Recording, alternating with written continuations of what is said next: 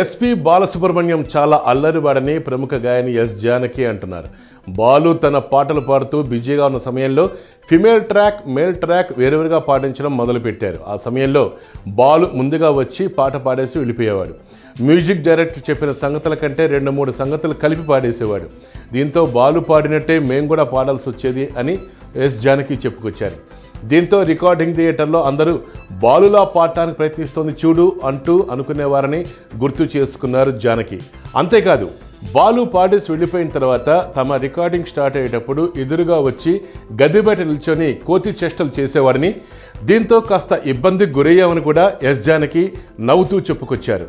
దీంతో పాట కూడా తమకు నచ్చినట్టుగా కాకుండా బాలు అనుకున్నట్టే వచ్చేదని, దీంతో బాలు పక్కకెళ్ళగానే జానకి గారేంటి అచ్చు బాలాగా పాడుతున్నారే అంటూ అనేవారని గుర్తు చేసుకున్నారు.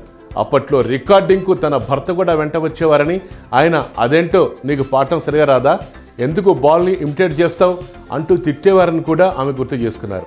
దీన్ని బట్టి ఆమె బాలును తిట్టారా, పొగిడారా, అప్పట్లో బాలు చేస్తున్నవన్నీ అల్లరి చేష్టలుగా వేరే మాటలు చెప్పలేక తన ఆక్రోశం అలా వెళ్ళిబుచ్చారా అని నెటిజన్లు అంటున్నారు. మొత్తానికైతే అప్పట్లో బాలు ఏం చెప్పాడో జానకి కళ్ళకు కట్టినట్లు వివరించారు.